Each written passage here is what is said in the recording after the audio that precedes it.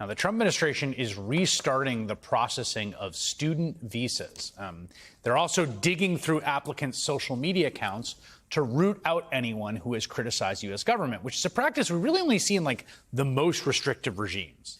And that's now happening here in the U.S. And the only word to describe the turn it's taken in this one story I'm about to share with you is totalitarian. This story is in the New Yorker. It reads, "How my reporting on the Columbia protests led to my deportation." It's by a Columbia MFA student, Alistair Kitchen. Kitchen says that Customs and Border Protection targeted him at the LA airport over a Substack he wrote about Columbia students protesting Israel's war on Gaza. He went through 2 separate CBP interviews. He was interrogated on his views on Israel-Palestine. He says he was held in detention for hours. Quote, "They were waiting for me when I got off the plane. A CBP agent intercepted me before I entered primary processing and took me immediately into an interrogation room in the back where he took my phone and demanded my passcode. When I refused, I was told I would be immediately sent back home if I did not comply, so I complied." He was ultimately sent back to Australia anyway. A CBP spokesperson claims Kitchen was denied entry because he gave false information on his visa waiver application. Alistair Kitchen joins me now from Australia. Alistair, thanks for joining. And I've got to say this, I've been sharing this account because I find it so unbelievable what happened to you. So you've been a student at Columbia in the MFA program. You'd written a Substack on the protests, sort of your chronicling of it. You were sympathetic to the protests. You come to the U.S. planning for a trip. You get the right paperwork. You land in LAX. You get pulled immediately. Then what happens? Then I get taken into a back room. As you said, my phone was demanded and my passcode was demanded. And I was told that if I didn't hand it over, I would be put on the next plane home. Now, I complied. And the reason I complied is that, frankly, no one ever read my blog. Anyway, I was worried, of course, that the United States would be concerned about students that had studied at Columbia. But I never expected that my Substack would be cause for attention.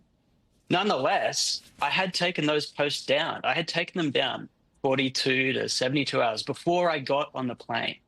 So by the time I got taken to secondary processing and my phone was demanded from it, it was already too late. They had already read my information and they had already marked me for interrogation.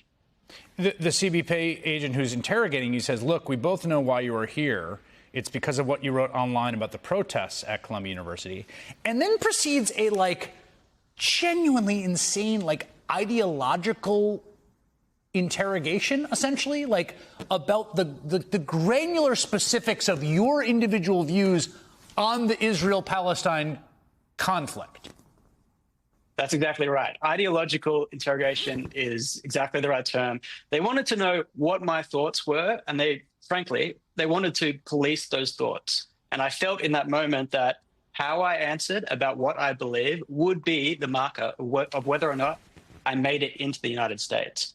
And I can tell you exactly what I told them, which is that I feel that this is a horrific conflict that needs to be and can be brought to an immediate end. I was asked to name, students that I studied with. I was asked to name protesters that I observed. But the entire time, I was trying to remind them that while I was at the protests day in, day out, I understood myself to be there in the capacity as a writer, as a journalist. Sympathetic, no doubt, to the protesters, but I was doing journalism.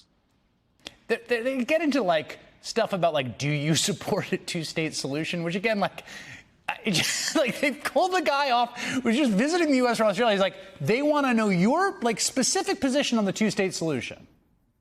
Yeah, that's exactly right. Look, I love America. I've been there many times. I was going there for 2.5 weeks to drink beers with my friends. And all of a sudden, I'm having this debate with a CBP officer who wants to know whether I think a 1 or 2 state solution is more plausible. He wants to know whether how indeed Israel could bring this conflict to an end, because I insisted that they could. It was the most extraordinary conversation that I have ever had. You have 2 rounds of this, but I want to get to this detail. They search your phone, and they make you go through your phone. And by all of your phone, meaning I want you to tell us about the hidden folder that they make you unlock for them. Yeah, absolutely. every person, I think, watching this show will know that they have things on their phone that they would rather not share with officers of the United States government. I have a hidden folder on my phone, like many people do, which has photographs and personal information that I'd rather not share with anyone Yes. except my loved ones. Nonetheless, on threat of deportation, I was made to unlock that folder. In front of me, the CBP officer scrolled through it. And so, no doubt, we were looking at pictures of me and pictures of things that I would rather he had never seen. Naked pictures, essentially, of you. It's described very well. By the way, it's an excellent piece of writing on your part. Finally, after many hours, 2 rounds of interrogation, you're basically sent back onto the plane. And this is wild, too. So you have failed the ideological test. Or they don't like your pictures. I don't know. But I think the ideological test. And then they give your phone to the staff who say, you know, you don't get it until you land. Is that what happens? Yeah, that's exactly right. They put your passport and your phone into a sealed envelope. They hand it over to the flight attendant.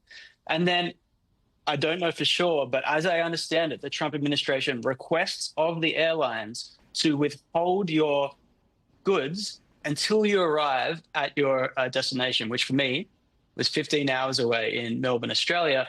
No one in Australia knew that I'd made it back onto the plane. No one knew where I was, and I landed in Australia feeling very alone. By the way, in that interrogation, they get you to admit that you'd used marijuana, and that's ostensibly why you had lied on the application, which is why they're deporting you, but it was all pretextual, at least as far as I can tell from your story. Alistair Kitchen, thank you for sharing your story. Really appreciate it. Thank you, Chris. Can you imagine